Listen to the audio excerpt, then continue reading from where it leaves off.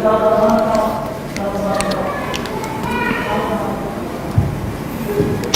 ketahui.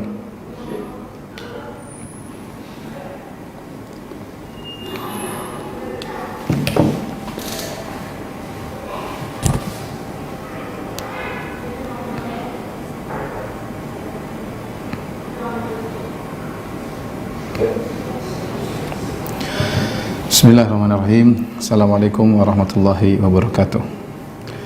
Alhamdulillahi ala ihsanih wa syukru lahu ala taufiqihi wa amtidanih. Wa asyhadu an la ilaha illallah wahdahu la syarika lahu ta'ziman li sya'nih.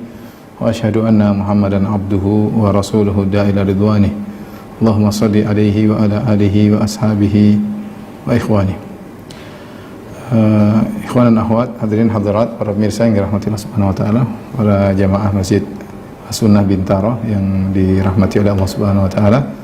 Insyaallah pada kesempatan kali ini kita akan melanjutkan bahasan kita masih tentang al-iman bil yaumil akhir, yaitu tentang qantarah ya. Qantarah itu suatu jembatan yang terletak antara surga dan neraka, yang dimana orang-orang beriman akan dikumpulkan di situ sebelum dimasukkan ke dalam surga ya. Kita tahu sebelum qantarah ya, sebelum qantarah kita sudah jelaskan pada pertemuan-pertemuan sebelumnya adalah melewati sirat ya. Ini melewati sirat. Dan kita sudah jelaskan kondisi orang di sirat ada 3 berkaitan dengan kaum muslimin. Kondisi kaum muslimin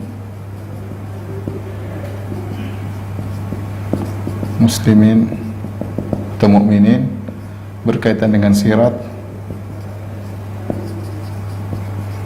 ada 3 model ya. Yang pertama najin musallam, selamat ya. Kemudian yang kedua najin makdush ya.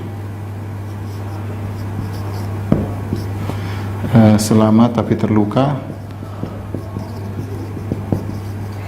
terluka-luka atau tercabik-cabik. Kemudian makdus yaitu terjungkal dalam neraka. Baik, kita setelah jelaskan bahwasanya di bawah sirat adalah disinilah api neraka ya, api neraka. Setelah itu ada suatu jembatan di sini ya. Boleh kita. Jembatan di sini setelah sirat ya. Ya. Yang disebut dengan qantarah. Qantarah. Yang akan dikumpulkan di sini adalah 2 yang selamat ya, selamat ini. Ini semua akan dikumpulkan di qantarah ya. Adapun hadis tentang qantarah dari hadis Abu Sa'id Al-Khudri radhiyallahu taala anhu, Nabi sallallahu alaihi wasallam bersabda ya, yakhlusul mu'minun minan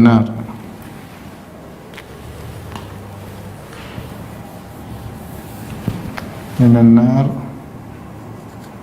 fayuhbasuna fi qantarah baina al-jannah wan nar fayuqtasu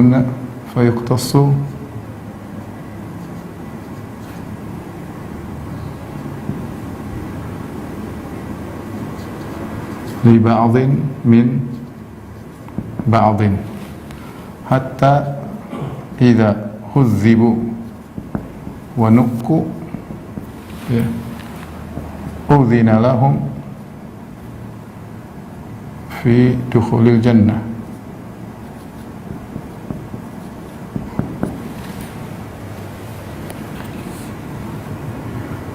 Fawallazi nafsu Muhammadin biyadihi la ahaduhum ahda bimanzilihi fil jannah minhu bimanzilihi kana fid dunya. Fayuqtassu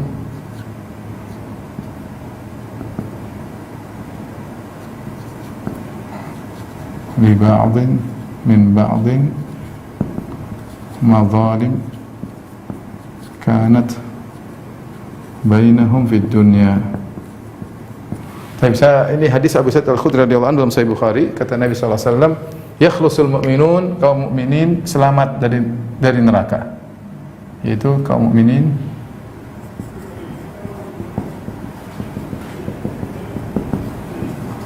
selamat dari neraka. Kemudian fayuhbasuna fi qantarah, ditahan di qantarah.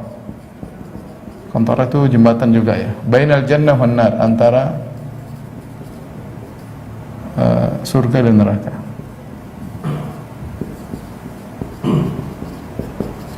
Lalu fayuqtasu li ba'dhin min ba'dhin, lalu dikisas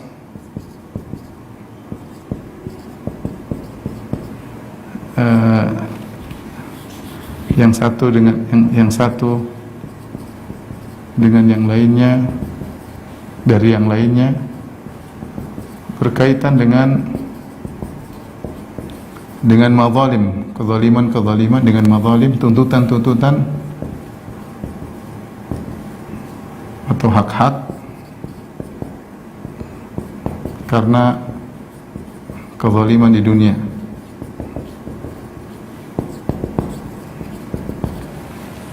Ya, setelah itu hatta idza hudzibu wa nuqu, hingga jika sudah dibersihkan, udzina fi dukhulil jannah, diizinkan masuk surga. Masuk surga. Fa walladzi nafsu Muhammad biyadihi, demi Allah, demi zat yang jiwa Muhammad di tangannya, atau nyawa Muhammad di tangannya,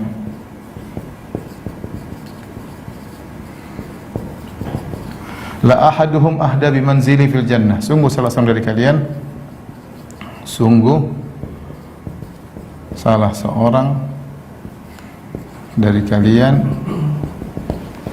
lebih mudah mengenali atau sampai ke rumahnya di surga daripada rumahnya di dunia. Rumahnya yang di dunia. Baik. Ini hadis yang berkaitan dengan kaum Tarah. Saya ulangi, Nabi mengatakan yakhlusul mu'minuna minan nar, kaum mukminin selamat dari neraka. Siapa kaum mukminin tadi sudah kita sebutkan? Yang najin musallam wa najin makhdus, yang selamat ataupun yang selamat tapi terluka-luka. Selamat dari neraka jahanam. Lalu mereka fayuhbasuna fi qantaratin bainal jannah, kemudian ditahan di suatu qantarah ya, antara surga dan neraka. Kemudian setelah itu dikisos dari yang lain ya, diambil dari mazalim. Mazalim itu jamak dari mazlamah. Mazalim, mazlamah ya. Jamak dari mazlamah. Mazlamah itu maksudnya yang seorang menuntut dari orang yang zalimah, tuntutan yang dituntut dari orang yang menzaliminya.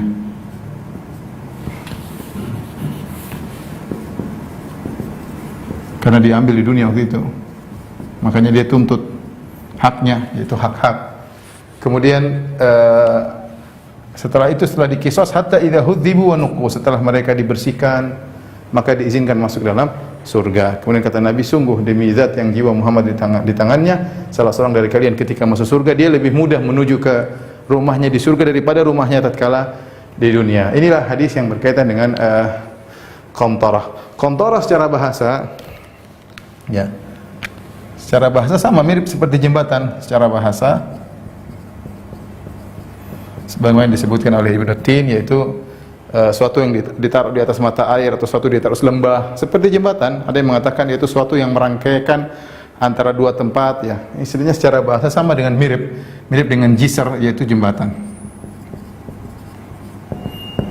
Karena maknanya juga jembatan, maka khilaf di kalangan para ulama. Qantarah ini sebenarnya apa?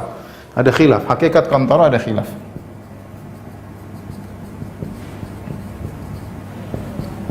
Ada khilaf, ya. Pendapat pertama, ini pendapat yang dikuatkan oleh Ibnu Hajar dalam Fathul Bari, qantarah adalah ujung dari sirat. Pendapat kedua, qantarah adalah jembatan tersendiri. Adalah jembatan tersendiri. Dan ini adalah pendapat Ibnu Hajar Al-Asqalani rahimahullahu taala. Adapun ini Al-Qurtubi dalam kitabnya Tazkirah, dia mengatakan al-qantar al-jisru tsani. Al-qantarah sama dengan al-jisru ats-tsani, yaitu jembatan kedua. Adapun jembatan yang pertama berkaitan dengan di padang mahsyar, itu di atas neraka. Adapun al-jisru tsani, jembatan kedua, jadi dinamakan jembatan kedua, ya, atau disebut dengan jembatan kedua. Maka ini yang ada di sini cuma orang-orang yang beriman saja, beriman saja. Taib, mana pendapat yang lebih kuat? Wallahu a'lam bishawab. Saya lebih condong bahwa pendapat ini yang lebih kuat, pendapat ini. Kenapa demikian? Karena sirat jelas, yaitu yudha ala matni jahannam. Sirat itu jisrun, adalah jembatan di atas neraka. Sementara neraka sudah selesai. Neraka sudah selesai di sini. Sudah selesai. Qantarah tidak di atas neraka. Kenapa? Karena qantarah tidak di atas neraka. Sementara sirat di atas neraka, di atas neraka. Qantarah terletak antara surga dan neraka. Qantarah beda dia adalah antara surga dan neraka, antara surga dan neraka. Entah di mana lokasinya, tapi dia setelah sirat, setelah neraka, yaitu terletak setelah sirat.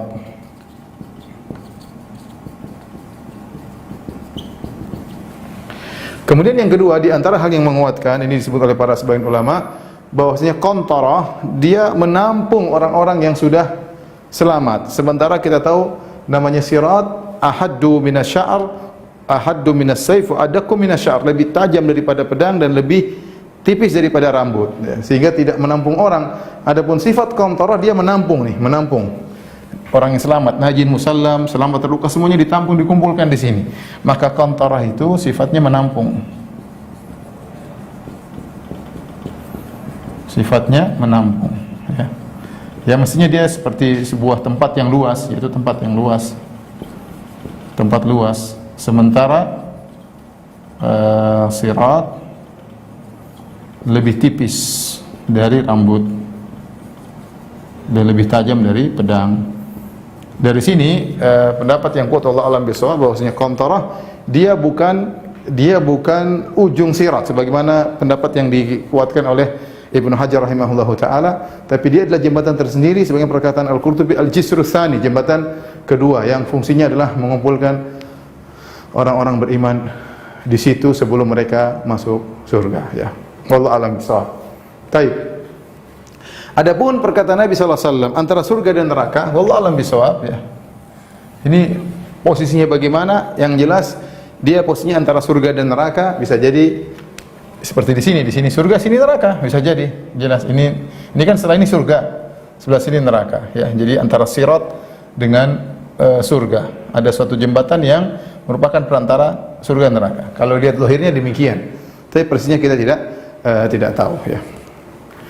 Kemudian pertanyaan berikutnya, fayuqtasu li ba'dhin min ba'dhin madzalim kanat bainahum fid dunya. Timbul pertanyaan, qisas ya. Qisas di kontorah buat apa? Kontorah kenapa ya? Kenapa ada qisas di situ? Kenapa ada qisas di kontorah? Ya.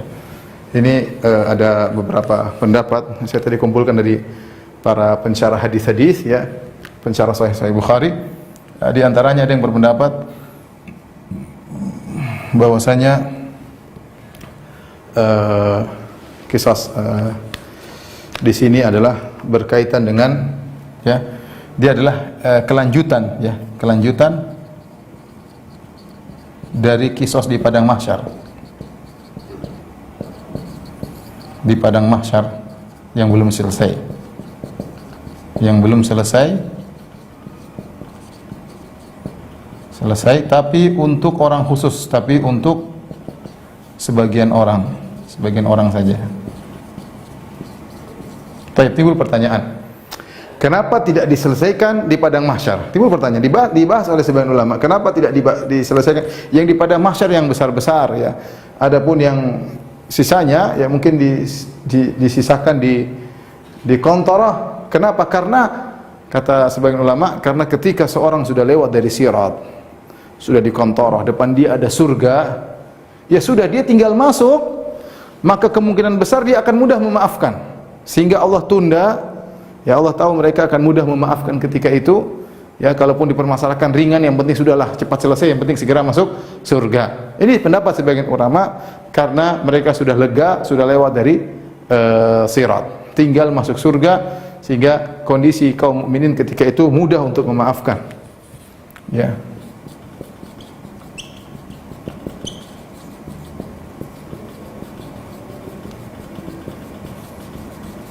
Mudah untuk memaafkan.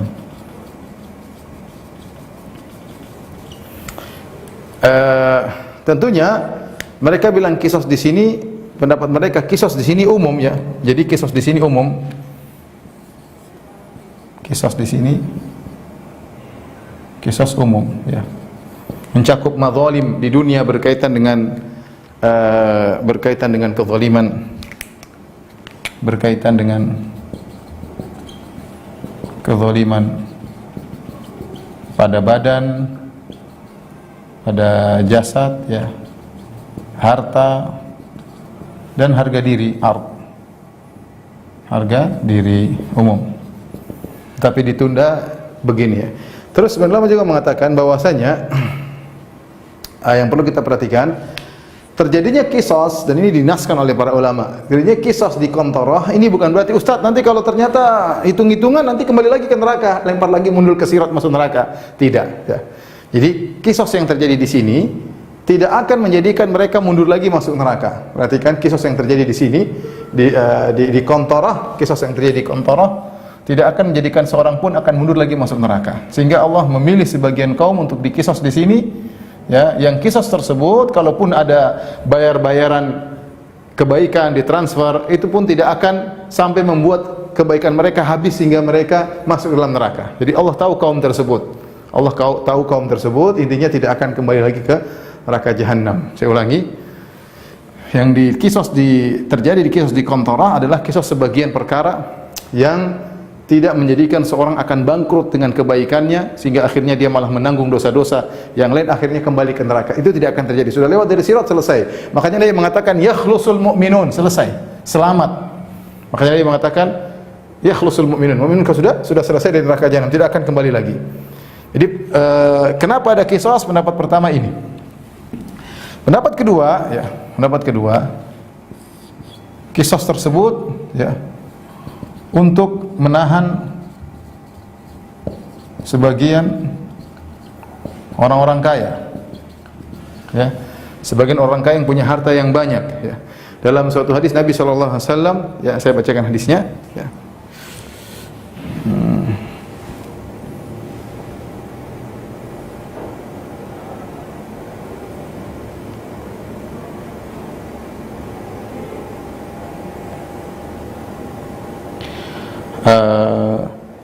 Kata Nabi sallallahu alaihi wasallam dalam Sahih Bukhari, "Kumtu ala babil jannah." Aku berdiri di pintu surga. Kemudian kata Nabi sallallahu alaihi wasallam, "Fakana 'amata man dakhalaha al-masakin." Aku berdiri di pintu surga setelah lewat sirat. Kemudian antara kontorah Nabi maju ke depan pintu surga, kemudian berkata, "Kumtu ala babil jannah." Aku berdiri di depan pintu surga. Fakana 'amata man dakhalaha al-masakin. Dan kebanyakan yang masuk surga adalah orang miskin. Wa ashabul jaddi mahbusun. Kata Nabi sallallahu alaihi wasallam, wa ashabul jaddi mahbusun.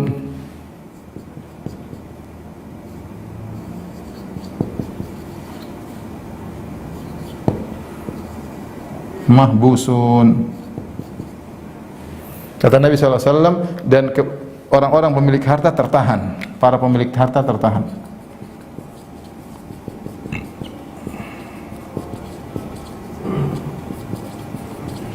Para pemilik harta tertahan, sehingga mereka akan masuk surga, mereka sudah lewat daripada sirat, mereka pasti masuk surga, tapi mereka tertahan. Sehingga kita dapati bahwasanya kenapa mereka tertahan, karena harta mereka mungkin banyak sehingga mereka tidak menunaikan hak orang-orang miskin. Karena seorang kalau semakin memiliki harta banyak, hak orang miskin semakin banyak dari dia. Hak orang miskin semakin banyak dari hak kerabatnya, semakin banyak yang dia pegang. Hak tetangganya yang miskin dia juga bertanggung jawab. Maka orang semakin harta banyak, dia harus semakin pandai mengolah, karena hak-hak orang-orang yang kekurangan, orang miskin, fakir miskin, dan macam-macam banyak yang dia tanggung. Kalau dia tidak pandai melihat-lihat apa kewajibannya, akhirnya dia tertahan di sini, sehingga masuk dulu orang-orang miskin terlebih dahulu ke dalam surga. Nabi berdiri di pintu surga, Nabi lihat orang miskin sudah pada masuk, orang kaya ternyata masih dikisos di qantarah. Ini pendapat kedua. Pendapat ketiga, dan ini pendapat Syekh Utsaimin rahimahullah taala, bahwasanya kisos tersebut, kisos di qantarah, tidak sama dengan kisos di padang mahsyar. Kisos di sini hanyalah mengenai masalah kelegaan hati, masalah kelegaan hati. Artinya apa? Mereka mungkin di antara mereka orang beriman tersebut ada yang dikisos di padang mahsyar, tapi mereka belum lega. Namanya kan, bayangkan di sidang di hadapan Allah, kemudian sebagian kebaikan kita transfer pada orang, kemudian sebagian orang mungkin harus menanggung dosa orang lain. Terus namanya kisos kan demikian, bayarnya antara pahala dan dosa. Bayarnya antara pahala dan dosa, ya. Maka hal itu mungkin sudah selesai, Allah sudah putuskan, sudah transferan, dia tidak lega. Maka ketika dikumpulkan di qantarah, dikisos dalam rangka untuk melegakan hati mereka. Dan terus terang pendapat ini pendapat yang kuat, ya, pendapat Syekh Utsaimin rahimahullahu taala, ya. Hanya saya tidak menemukan ulama salaf yang berpendapat seperti beliau. Makanya beliau mengatakan wallahu alam, ini pendapat beliau dan ini pendapat kuat, ya, pendapat kuat, ya. Tapi yang lain juga punya sisi pendalilan, ya. Jadi karena orang-orang masuk surga, kalau sudah dikontorain masuk surga, mereka harus bersih. Makanya Nabi sallallahu alaihi wasallam mengatakan, hatta idza hudzibu wa nuqu. Kata Nabi, hatta idza hudzibu wa nuqu, sehingga jika sudah dibersihkan. Hudzibu sama, hudzibu wa nuqu ini kata Al-Jauhari maknanya sama, jika dibersihkan.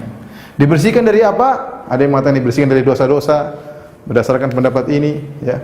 Adapun pendapat Syekh Utsaimin, dibersihkan apa? Dibersihkan dari penyakit-penyakit hati. Dibersihkan dari penyakit-penyakit hati. Ya, situlah wa naza'na ma fi sudurihim min ghillin. Oleh karenanya dalam sebagian riwayat didahului dengan firman Allah Subhanahu wa taala, wa naza'na ma fi sudurihim min ghillin. Ini yang menguatkan pendapat Syekh Utsaimin rahimahullahu taala. Coba saya carikan hadisnya, ya.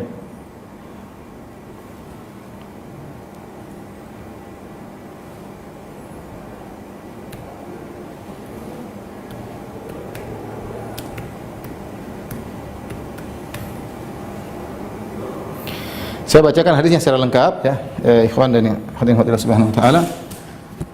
Anna Abu Sa'id Al-Khudri radhiyallahu taala anhu, ya, atau dari hadatsani Sa'd bin Muhammad hadatsani Zaid bin Zurai wa naza'na ma fi sudurihim min ghillin, ya.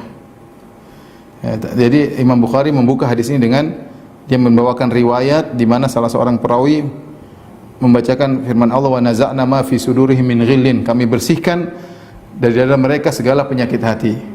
Qala haddatsana Sa'id ya an Qatadah an Abil Mutawakkil an-Naji anna Abu Sa'id Al-Khudri radhiyallahu ta'ala. Jadi zahirnya salah memahami maksudnya kami bersihkan bahwasanya kisos yang terjadi bukan berkaitan dengan hal-hal dosa tapi berkaitan dengan kebersihan hati, dan ini menguatkan pendapat Syekh Utsaimin rahimahullah karena dalam riwayat disebutkan sebelum disampaikan hadis ini salah seorang perawi menyebutkan ayat ini wa naza'na ma fi sudurihim min ghillin, bahwasanya kami bersihkan dari dada mereka kedongkolan, kejengkelan ya seperti itu. Jadi kita kembali ya, ini menguatkan pendapat Syekh Utsaimin rahimahullah taala bahwasanya yang dimaksud dengan dibersihkan ya di kontorah dibersihkan adalah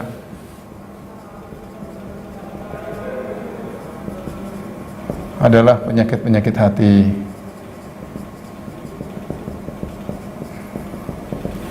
Karena Allah Subhanahu wa taala berfirman wa naza'na ma fi sudurihim min ghillin tajri min tahtihimul anhar, ya dalam ayat yang lain naza'na fi sudurihim min ghillin ikhwanan ala sururi mutaqabilin. Ada dua ayat yang mirip seperti ini, yaitu kami bersihkan hati-hati mereka dari penyakit hati ya. Wa naza'na kami cabut, yaitu artinya kami cabut kedongkolan ya, apapun penyakit hati dari dada mereka, dari dada mereka. Kenapa bisa demikian ikhwan? Karena namanya surga tidak bisa ditempati kecuali orang yang bersih dari dosa-dosa dan dari penyakit hati. Dibersihkan dulu. Kalau belum bersih tidak bisa masuk surga. Kalau tidak bersih tidak bisa masuk surga. Makanya dibersihkan dulu hati-hati mereka ya, agar mereka bertemu ikhwanan ala suri mutaqabilin, mereka dalam surga bisa saling ketawa ketiwi, ngobrol-ngobrol di antara mereka, tidak ada satu kata-kata pun yang menyakitkan hati, tidak ada dendam sama sekali. Allah bersihkan, Allah cabut semua hati-hati mereka. Kalau ada masalah di antara mereka diselesaikan ketika itu, diselesaikan dengan cara Allah di kontorah, diselesaikan di kontorah. Makanya ketika penghuni surga masuk dalam surga, apa kata para malaikat? Salamun alaikum ya tibtum fadkhuluha khalidin. Salamun alaikum wa qala lahum khazanatuha salamun alaikum tibtum fadkhuluha khalidin.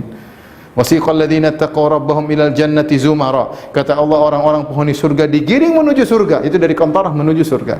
Hatta idza ja'uha wa futihat abwabuha, tatkala mereka tiba di pintu surga, kemudian dibukalah pintu surga. Wa qala lahum khazanatuha, para penjaga surga berkata, salamun alaikum tibtum, keselamatan atas kalian, tibtum kalian bersih, tibtum itu baik bersih. Fadkhuluha khalidin, masuklah kalian dalam surga dengan kekal abadi. Jadi bersih, dosa-dosa dibersihkan, hati mereka juga bersih, baru mereka boleh masuk surga. Ini pendapat Allah Azza, pendapat Syekh Utsaimin yang lebih kuat ya. Jadi tatkala sudah dibersihkan masih dari penyakit hati. Udzina lahum bidukhulil jannah, maka diizinkan mereka untuk masuk surga. Baik. Ketika mau masuk surga, tidak bisa langsung masuk surga. Siapa dulu yang buka pintu surga? Nabi sallallahu alaihi wasallam. Kata Nabi, wa ati babal jannah, aku pun mendatangi pintu surga. Fa astaftih, aku minta dibukakan. Maka malaikat penjaga surga mengatakan, siapa anta? Man anta? Kata Rasulullah, ana Muhammad Rasulullah sallallahu alaihi wasallam. Kata penjaga surga, memang kami diperintahkan untuk membukakan pintu surga untukmu dan tidak kepada sebelummu. Maka dibukakan pintu surga. Jadi sebagaimana kita pernah jelaskan dalam masalah syafaat pada pertemuan sebelumnya, bahwasanya di antara syafaat spesial Nabi sallallahu alaihi wasallam yang tidak dimiliki oleh nabi-nabi yang lain, di antaranya dua, yaitu syafaat ketika di al-mauqif di padang mahsyar.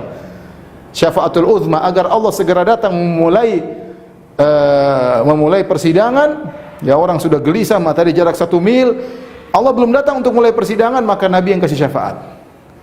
Di situ manusia semua butuh kepada Nabi sallallahu alaihi wasallam. Kalau tidak Allah tidak muliakan Nabi, maka tidak mulai persidangan. Kapan sampai kapan menunggu. Yang kedua, di antara syafaat spesial milik Nabi sallallahu alaihi wasallam, ketika masuk surga, orang semua sudah selesai ingin masuk surga, tunggu. Rasulullah SAW dimuliakan lagi oleh Allah Subhanahu wa taala, ketuk pintu surga. Baru kemudian surga dibuka, baru kemudian Nabi masuk. Kemudian baru yang lainnya boleh masuk ya. Karena syafaat dari Nabi sallallahu alaihi wasallam ya. Kemudian udzina fi dukhil jannah, di sini masuk dalam surga. Setelah itu Nabi bersabda, perhatikan, fa walladzi nafsu Muhammadin biyadihi, demi zat yang jiwa Muhammad berada di tangannya, la ahaduhum ahda bimanzilihi fil jannah minhu bimanzilihi kana fid dunya. Sungguh seorang lebih mudah untuk masuk ke rumahnya di surga daripada rumahnya di dunia. Artinya gampang nih, kalau seorang pulang turun dari bandara pergi ke rumahnya, mudah kan, dia tahu jalan-jalannya. Jadi dia tahu belok sini, belok kanan. Kata Nabi, kalau di surga dia lebih tahu lagi, oh lewat sini, dia lebih ngerti daripada kalau pulang ke rumahnya di dunia. Kenapa bisa demikian?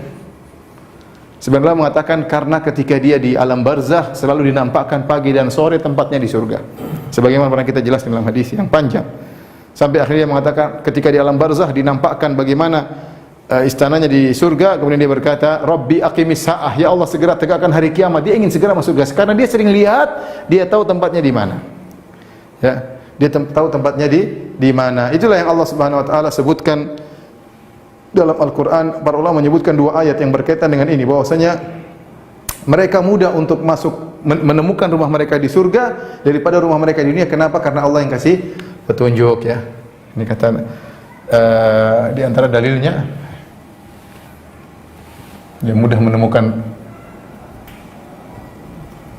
menemukan rumah di surga.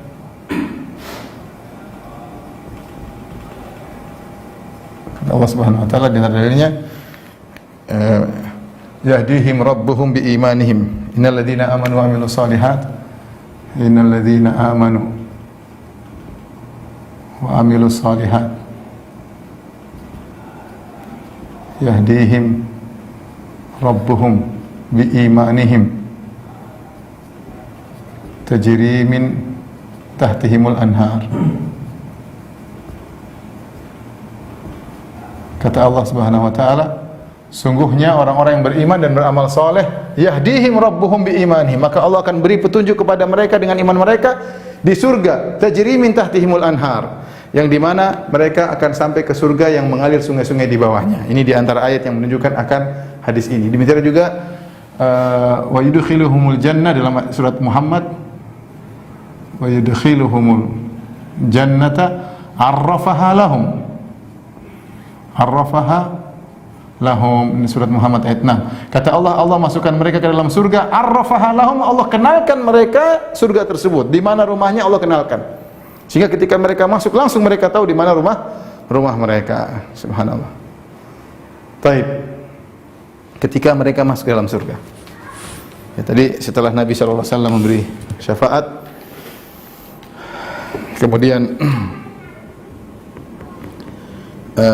mereka masuk ke dalam surga, maka Nabi sallallahu alaihi wasallam berkata, la yadkhul, dalam Sahih Bukhari dari hadis Abu Hurairah radhiyallahu anhu, Rasulullah SAW bersabda, la yadkhulu ahadunil jannata illa uriya maq'aduhu minan nar law asaa liyazdada syukran.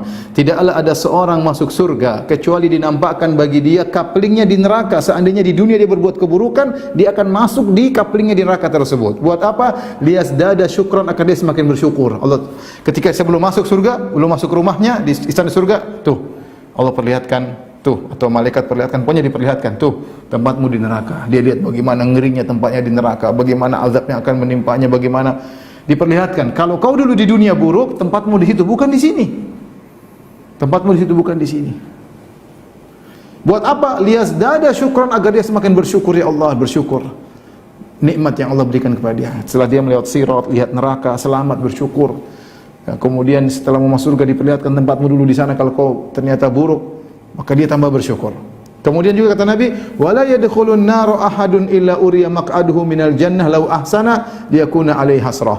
Dan tidaklah seorang pun masuk neraka kecuali sebelum masuk neraka diperlihatkan tempatnya di surga. Tuh tempatmu di surga, istana indah, mungkin ada isinya bidadari yang lainnya. Seandainya kau di dunia berbuat kebaikan, sabar, menahan hawa nafsumu, tidak asal melampiaskan apa yang ada di hatimu, kau bisa menundukkan pandanganmu, kau bisa menjaga kemaluanmu, kau bisa menunaikan hak-hakmu dan kewajibanmu, dan seterusnya.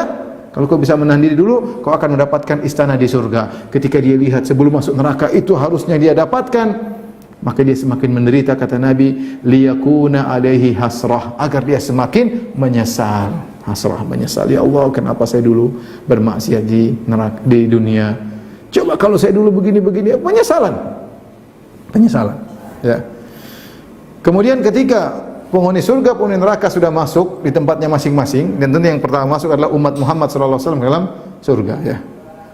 Ketika semua sudah menempati tempatnya, dari hadis Ibnu Umar radhiyallahu taala anhuma, apa kata Rasulullah sallallahu alaihi wasallam? "Idza shara ahlul jannati ilal jannah." Kalau penghuni surga sudah sampai kepada surga, wa ahlun nari ilan nar, penghuni neraka sudah menempati kaplingnya masing-masing. Ji'a bil mauti, maka dihadirkanlah kematian. Hatta yuja'ala bainal jannati wan nar. Kemudian kematian tersebut dihadirkan di antara surga dan neraka. Artinya penghuni surga bisa lihat, penghuni neraka bisa lihat. Bagaimana caranya? Allah alam bisawab. Mudah. Zaman sekarang aja kita bisa visual, kita bisa berzooman. Zaman di sana nanti gimana Allah alam, kita enggak tahu alam akhirat seperti apa. Artinya didatangkan kematian tersebut. Dalam sebagian riwayat datang dalam bentuk hayat kabsh, yaitu dalam bentuk domba. Dihadirkan kematian tersebut dalam bentuk domba. Jadi ini adalah Allah Subhanahu wa taala sangat mampu menjadikan suatu yang abstrak menjadi konkret, apalagi memang asalnya dia konkret. Kematian ya konkret atau abstrak ada pembahasan di kalangan para ulama. Ya, tapi intinya jangankan yang abstrak, yang konkret di dalam bentuk konkret yang lain, sedangkan yang abstrak saja bisa Allah datangkan dalam bentuk konkret, seperti amal saleh datang dalam bentuk manusia yang tampan dalam azab dalam alam barzah, kemudian juga misalnya Al-Quran datang dalam bentuk ghamamatan, awan ya, datang sedekah datang dalam bentuk yang menaungi seorang pada hari kiamat kelak, amal soleh ditimbang dalam bentuk sesuatu yang bisa ditimbang, itu urusan Allah Subhanahu wa taala. Intinya kematian didatangkan dalam bentuk domba, hatta yuj'ala baina al-jannah wan nar, kemudian diletakkan antara surga dan neraka. Tsumma yuthbah, kemudian disembelih. Dalam riwayat disebutkan, apa kalian mengetahuinya? Semua orang mengetahuinya. Semua orang mengenal kematian, kita semua akan merasakan kematian, dan semua orang yang sudah meninggal sudah pernah merasakan kematian. Penghuni surga seluruhnya tahu kematian, penghuni neraka semuanya tahu kematian. Kalian kenal ini kan, siapa ini? Semuanya kenal. Kemudian disembelih. Tsumma yunadi munadin, kemudian ada yang penyeru, berseru ketika itu, malaikat atau yang lainnya. Kemudian ada seruan, ya ahlal jannati la maut, wahai penghuni surga tidak ada kematian.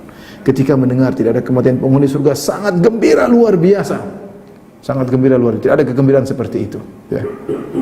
Ya, sangat gembira. Kenapa? Mereka tahu kenikmatan mereka abadi, tidak ada kematian. Ya.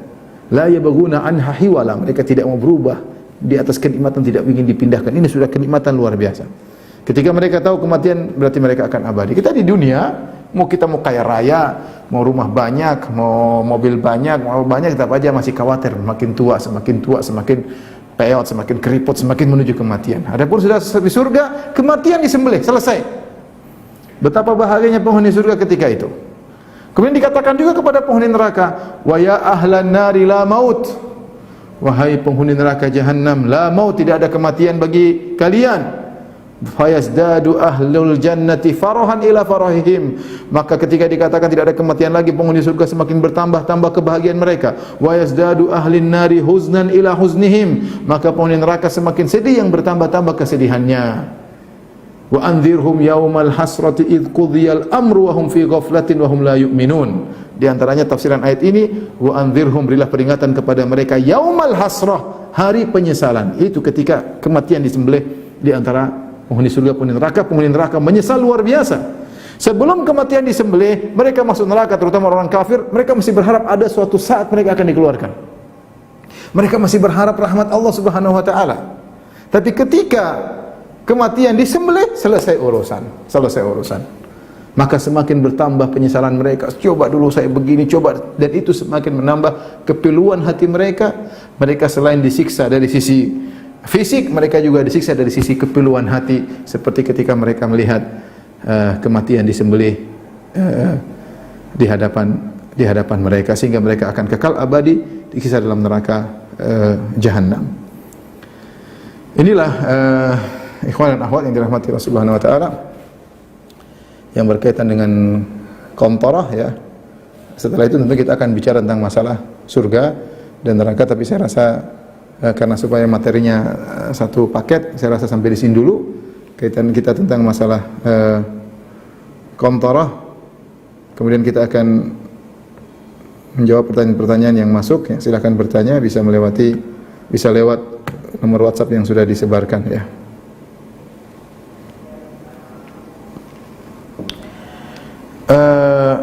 Assalamualaikum Ustaz, yang mana saja kategori perbuatan zalim? Adakah klasifikasinya menurut syariat? Sungguh menakutkan jika baru di akhirat baru dikisos asal perbuatan zalim. Kiranya pertanyaan yang dibacakan Ustaz. Ya, zalim yaitu kita meletakkan sesuatu tidak pada tempatnya. Zalim lawan daripada al-adl. Al-adl itu wad'u syai' ala mawdhihi, meletakkan sesuatu pada tempatnya. Artinya memberikan hak orang kita berikan kepada haknya. Secara sederhana zalim itu apa? Mengambil hak orang lain. Yang harus dia tunaikan tidak dia berikan. Dan zalim itu luas. Dan ini berkaitan dengan banyak hal, itu berkaitan dengan interaksi antara kita dengan masyarakat, dengan orang lain. Kita bisa berbuat zalim kepada istri kita, kita bisa berbuat zalim kepada suami kita. Kapan kita berbuat zalim kepada pasangan hidup kita? Tatkala kita tidak menunaikan hak dia. Contoh, seorang istri terkatung-katung suaminya tidak carikan nafkah, suaminya tidak memberikan kebutuhan batinnya, kebutuhan biologisnya, suami tidak sayang kepadanya dan seterusnya, dicuekin, jadi seperti pembantu di rumah. Namanya dia tidak menunaikan hak istri. Istri punya hak-hak. Sebaliknya suami juga demikian. Kalau istri tidak menunaikan hak suaminya, tidak ada penghormatan kepada suaminya, tidak berterima kasih kepada suaminya, sama juga berbuat zalim kepada suaminya. Terkadang jadi masalah kita berbuat zalim kepada orang terdekat kita. Makanya ketika Nabi SAW berbicara kepada para wanita, ya ma'syaran nisa, tasaddaqna, wahai para wanita, bersedekahlah. Fa inna kunna aktsara hatta bi jahannam, karena kebanyakan ini penghuni neraka jahannam. Ada seorang wanita berkata, 5 ya Rasulullah. Kenapa? Kata Nabi, li anna kunna takfurnal asyir, karena kalian banyak tidak berterima kasih kepada suami, ya. Tidak berbuat zalim, tidak menunaikan hak suami. Jadi intinya zalim itu tidak menunaikan hak orang lain. Istri kita, anak kita juga punya hak, ya, yang harus kita tunaikan. Orang tua kita, kakak kita, adik kita, tetangga punya hak. Kapan kita tidak menunaikan hak orang lain, berarti kita berbuat zalim, karena dia akan nuntut haknya pada hari kiamat kelak. Saking mengerikannya hari tersebut sampai di antara tafsir para salaf, yauma yafirul mar'u min akhi wa ummihi wa abi wa sahibatihi wa bani, hari di mana seorang akan lari dari saudaranya, seorang akan lari dari orang tuanya, dari istrinya, dari anaknya. Kenapa? Takut dituntut, takut dikisos, dia takut bertemu dengan kisos, karena dia tahu ketika di dunia dia tidak menunaikan hak istrinya, tidak menunaikan hak anaknya, tidak menunaikan hak suaminya, tidak menunaikan hak orang tuanya. Terus bagaimana Ustaz jalan keluarnya? Jalan keluarnya Anda belajar. Kenali apa hak orang tua, kenali apa hak anak, kenali apa hak istri, kenali apa hak suami, kenali apa hak tetangga, kenali. Kenapa? Kenali, berusaha mengerti apa hak bos, berusaha mengerti apa hak pembantu, apa hak pekerja, pegawai, kenali hak mereka. Sehingga jangan sampai kita meninggal ada hak mereka yang tidak kita tunaikan. Ya. Sampai dalam hadis Allah berfirman dalam hadis qudsi, salah satu ana khosmuhum yaumal qiyamah, 3 orang aku akan menjadi musuh mereka pada hari kiamat kelak. Di antaranya rajulun istajar ajiran, ya, fastawfa amalahu wa lam yastawfi ajrahu, kama qala Nabi sallallahu alaihi wasallam dalam hadis qudsi. Seorang memperkerjakan seorang laki-laki pegawai nih, kemudian dia sudah bekerja sesuai dengan akad pekerjaan tapi dia tidak gaji. Ini Allah akan menjadi musuhnya pada hari kiamat kelak. Ustaz menerangkan bahwa di Qantharah Allah mengangkat penyakit-penyakit hati dari dada manusia. Berarti pada saat di dunia, apakah Allah membiarkan penyakit di dada manusia? Ya, di dunia terjadi bermacam-macam kezaliman. Ya, Allah tunda kisosnya. Ya. Di dunia terjadi banyak, bukan cuma masalah hati, masalah bunuh-bunuhan, perampokan, pembunuhan, mencuri harta, menjatuhkan harga diri orang lain, berdusta. Di dunia macam-macam. Ya. Tetapi ketika berkaitan orang beriman, namanya orang beriman kita sadar, terkadang kita jengkel sama yang lain, terkadang kita hasad kepada yang lain, terkadang kita macam-macam lah, kita ngomongin yang lain. Sama orang beriman, kadang-kadang teman-teman sama ikut pengajian, terkadang antara murid ngomongin ustaz, terkadang ustaz ngomongin murid, namanya manusia, ya. Nah, seperti inilah yang kalau mereka semua selamat dari sirat, berkumpul di Qantharah, maka Allah akan bersihkan dari penyakit-penyakit seperti ini menurut pendapat Syekh Utsaimin rahimahullahu taala, ya. Mungkin sudah dikisah sebelumnya di padang mahsyar, tetapi masih gerundel, kalau bahasa kita masih gerundel, belum bersih, ya. Namanya kita masuk persidangan pasti kita jengkel tatkala pahala kita diambil misalnya, atau kita harus menanggung dosa orang lain. Nah, itu dibersihkan ketika di Qantharah, wallahu taala a'lam bishawab. Ustaz mau bertanya, adakah doa khusus agar dibersihkan hati dari penyakit-penyakit hati? Di antaranya doanya wassul sakhimata qalbi. Rasulullah SAW berdoa wassul sakhimata qalbi. Ya Allah, bersihkanlah cabutlah penyakit-penyakit hati ya. Cabutlah penyakit-penyakit hatiku ya. Kemudian juga apa namanya? Walladzina ja'u min ba'dihim yaqulu rabbana ighfir lana wa li ikhwanil ladzina sabaquna bil iman wa la taj'al fi qulubina ghillal ladzina amanu. Ini di antaranya doa juga. Allah mengatakan orang-orang yang mulia datang setelah para sahabat, zaman para sahabat, setelah kaum Ansar, kaum Muhajirin, mereka berdoa, Rabbana ighfir lana wa li ikhwanina alladzina sabaquna bil iman. Ini doanya. Ya Allah, ya, ighfir lana, ampunilah kami. Wa ikhwanana alladzina sabaquna bil iman, dan juga saudara-saudara kami yang telah mendahului kami dengan keimanan, mungkin sudah meninggal dunia. Wa la taj'al fi qulubina, dan janganlah jadikan dalam hati kami ghil. Ghil itu penyakit hati. Dongkol, hasad, itu namanya ghil, penyakit hati. Wala taj'al fi qulubina ghillan lil ladzina amanu. Jangan datangkan dalam hati kami penyakit terhadap saudara-saudara kami yang beriman, ya. Itu di antaranya doa. Selain doa kita harus berjuang. Jadi doanya tadi dari hadis Nabi, waslul sakhimata qalbi, cabutlah penyakit hatiku. Kemudian dari doa Al-Qur'an tadi, wala taj'al fi qulubina ghillan lil ladzina amanu. Ya, janganlah jadikan dalam hati kami penyakit hati kepada sama orang beriman. Kemudian kita berusaha, ya. Kita berusaha untuk menghilangkan penyakit-penyakit hati tersebut. Itu butuh perjuangan. Ustaz, berapa lama mampir di kantor sebelum benar-benar masuk surga? Tadi, wallahu alam berapa lamanya? Menurut sebagian pendapat tadi kita sebutkan, kumtu bi babil jannah, kata Nabi, aku berdiri di pintu surga. Wa ashabul jaddi mahbusun, dan orang-orang yang punya harta tertahan di kantor. Tertahan di kontorah, ya. Sehingga sebenarnya mengatakan itu maksudnya mereka ada pembersihan. Ini pendapat, ya, bukan kita tadi bahas bahwasanya orang di kontor ada 3 pendapat. Kenapa di kisos di kontor? Di antara pendapat mengatakan karena ada masalah dengan sebagian harta yang dia miliki sehingga ditahan di kontor, sehingga orang miskin masuk ke surga 500 tahun sebelum mereka lebih dahulu. Tapi intinya wallahu alam bisawab, berapa lama? Mungkin kalau masalah sepele cepat oleh Allah, dan Allah sari'ul hisab, Allah cepat dalam menghisab, ya. Wallahu alam bisawab. Ya, yang penting kita banyak-banyak beribadah dan banyak-banyak istighfar kepada Allah Subhanahu wa taala, ya.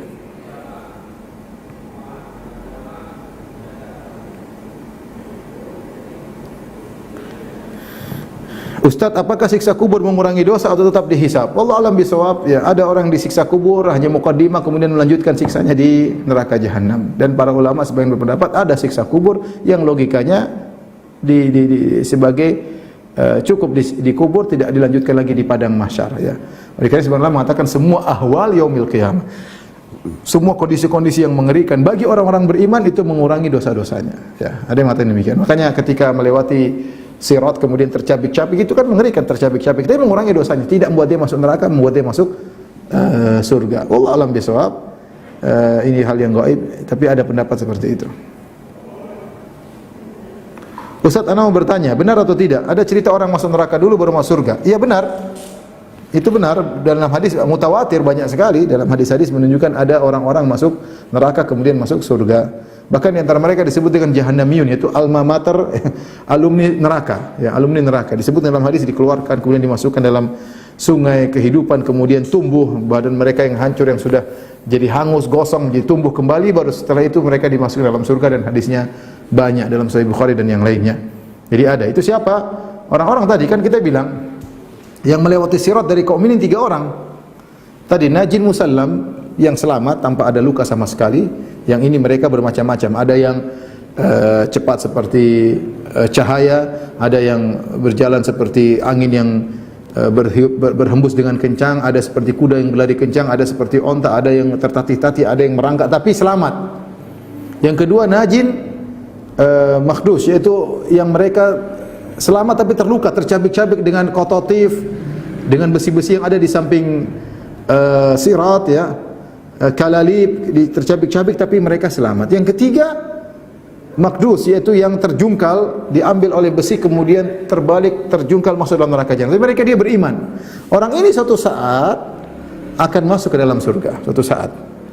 Entah berapa lama dia di neraka jahanam, suatu saat dia akan masuk dalam surga.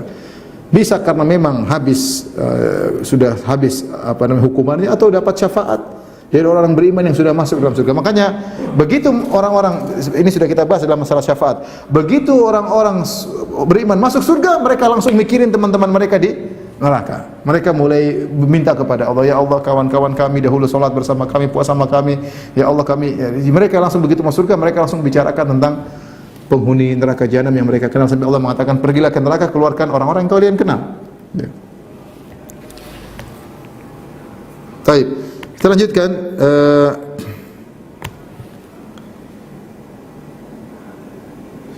Ustaz, bagaimana nasib orang-orang yang di neraka ketika kematian disembelih?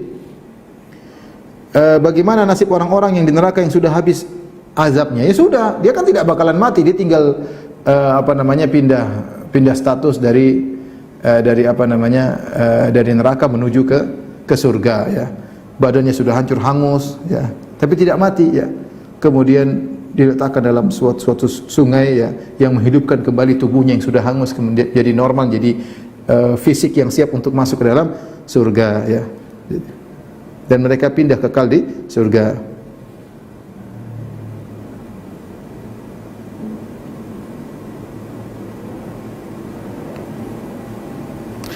Bagaimana nasib kaum muslimin yang terjatuh ke neraka ketika melintas di atas sirat? Apakah akan ketika masuk surga melalui kontorah juga? Wallahu a'lam bishawab. Ya, wallahu a'lam bishawab.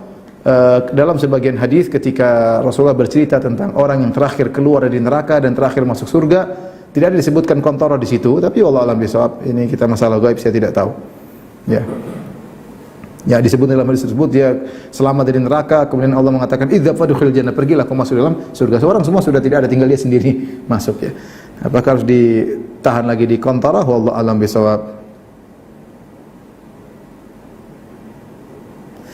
Ustaz, saya terus ikhtiar memperbaiki hati dan ibadah, tapi ada yang selalu mengganjal dosa dan maksiat yang dulu pernah saya lakukan. Tapi saya sudah bertobat dan tidak melakukannya lagi. Apakah di padang mahsyar Allah akan buka aib saya?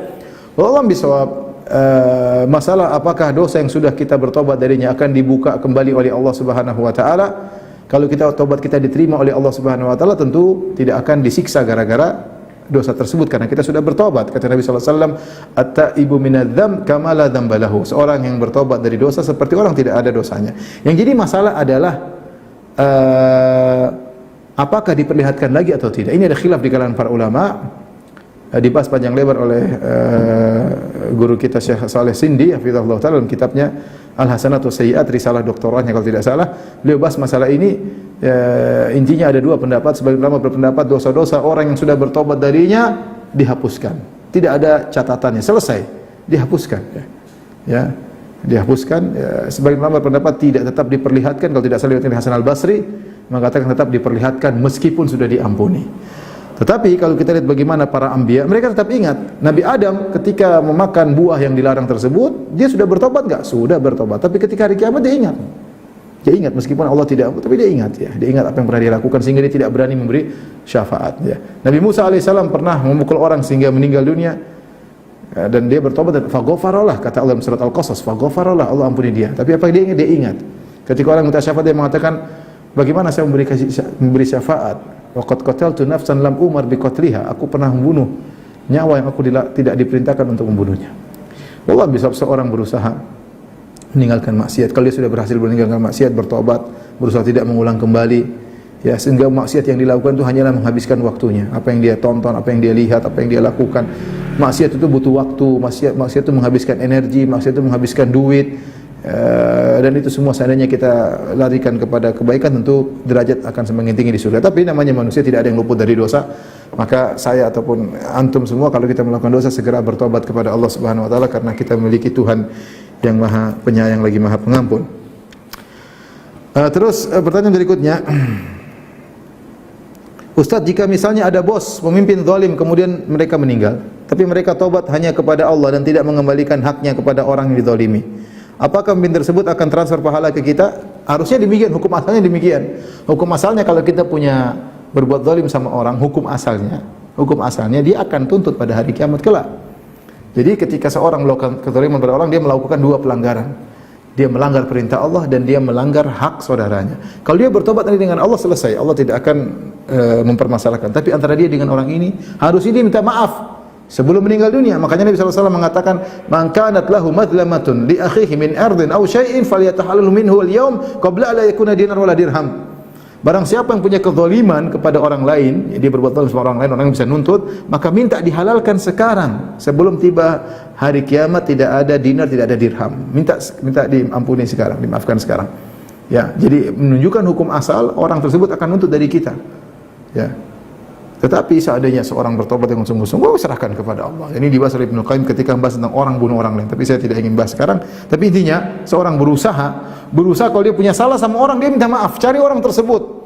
Kalau dia kehilangan jejak lewat medsos, cari, berusaha. Mungkin dia pernah ngambil utangnya, dia pernah menjatuhkan harga dirinya. Minta maaf sebisa mungkin, semaksimal mungkin. Kalau dia tidak menemukan orang tersebut, apa boleh buat? Dia doakan orang tersebut, setelah itu serahkan urusannya kepada Allah. Semoga Allah ampuni di akhirat kelak. Tapi jangan menggampangkan, jangan menggampangkan.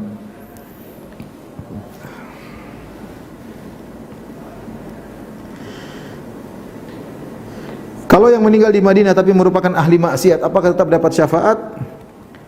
Wallahu a'lam bishawab, ya. Itu yang dapat syafaat harus dapat izin dari Allah Subhanahu wa taala, diridhai oleh Allah Subhanahu. Kita sebutkan syarat syafaat: izin kepada pemberi syafaat, ridha kepada orang yang akan diberi syafaat. Kalau Allah meridhainya meskipun pelaku maksiat, dia dapat syafaat. Bukankah Nabi mengatakan, syafaati li ummati min ahlil kabair, syafaatku bagi umatku pelaku dosa besar. Kata Nabi SAW, likulli da'watil anbiya mustajabah, ya. Likulli nabiyyin da'watun mustajabah. Setiap nabi punya doa yang pasti dikabulkan.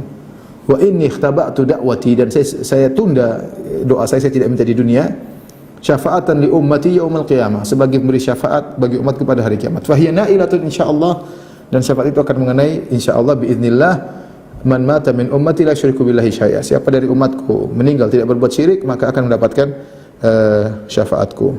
Terkhususkan orang yang sengaja tinggal di Madinah dalam rangka agar bisa meraih syafaat Nabi, agar bisa beribadah kepada Allah. Jika terjerumus dalam maksiat, mudah-mudahan Allah kasih dia syafaat. Makanya Nabi SAW mengatakan, man istata'a minkum an yamuta bil Madinah falyamut biha. Fa inni, barang siapa yang mampu untuk meninggal di Madinah, maka meninggallah di kota Madinah. Ya, fa inni lahu syafi'un yaumil qiyamah au syahid. Aku akan menjadi menjadi pemberi syafaat atau menjadi saksi liman yamutu biha, bagi yang meninggal di kota Madinah. Jadi antaranya syafaat bagi orang pelaku dosa, menjadi saksi bagi orang-orang yang taat di kota Madinah. Wallahu ta'ala alam bisawab. Sampai di sini aja kajian kita. Insyaallah kita lanjutkan pada pertemuan berikutnya, masih tentang surga atau neraka. Wallahu ta'ala alam bisawab. Demikian saja, subhanakallah bihamdik asyhadu an la ilaha illa anta astaghfiruka wa atubu ilaik. Assalamualaikum warahmatullahi wabarakatuh.